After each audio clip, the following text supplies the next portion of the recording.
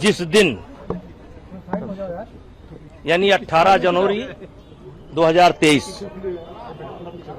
को आप लोग यहां पर मौजूद थे और तब मैंने कहा था कि ये एक साजिश है, षड्यंत्र है और अगर मेरे ऊपर कोई आरोप सही पाया जाएगा तो मैं स्वतः फांसी पर लटक जाऊंगा।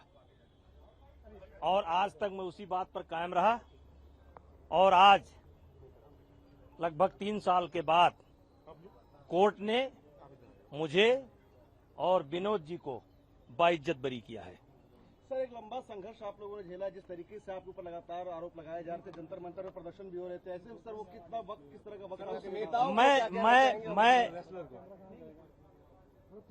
15-16 साल से की उम्र से ही संघर्ष देख रहा हूं और मैं हमेशा जो कमजोर थे, जिनका हक मारा जाता था, मैं उनके पक्ष में खड़ा होता था और मुझे अपने आप के ऊपर विश्वास था।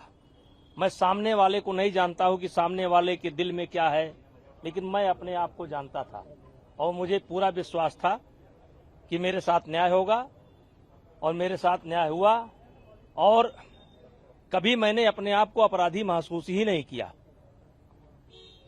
और मैंने एक शेर उस दिन पढ़ा था कि इसीलिए तो डगर डगर बदनाम हो गए मेरे आंसू, मैं उनका हो गया कि जिनका कोई पहरेदार नहीं था।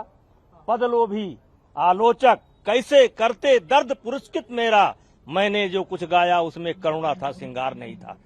हम जो जूनियर खिलाड़ी थे, जिनका हक मारा जा रहा था, हम उनके लिए लड़ाई लड़ रहे थे और मुझे प्रसन्नता है कि उस लड़ाई में हमारी ही जीत हुई और मुझे विश्वास है कि जिस लड़ाई को लड़ करके हम निकले हैं, यानी जूनियर खिलाड़ी की लड़ाई को लड़ करके निकले हैं, उनको न्याय मिलाए।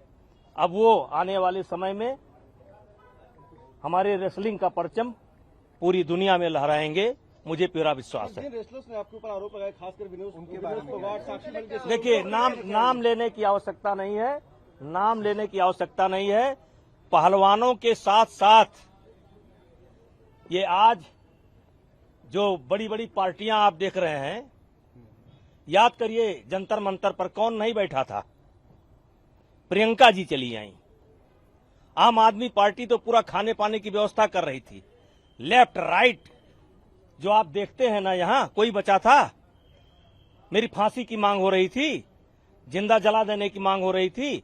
अब वो लोग अपने गिरबान में देखें, समय आने पर जवाब दिया जाए। जैसे कि मैं सो रहा हूँ तो पिताजी को जगाना है मुझे, तो वो डायरेक्ट उठाने के बजाय, और हिंसा की परंपरा मेरे यहाँ नहीं थी सौभाग्य से, तो वो क्या करते थे कि उस कमरे में आ जाएंगे या बाहर से गुजरेंगे और चौपाई बोलेंगे, प्रात काल उठ के रघुनाथा मात पिता गुरु नावई माता। कभी कभी मैं गुस्से में उठ करके अरे पापा चरण स्पर्श किया और सो गया। मैंने कहा अब मत उठाना।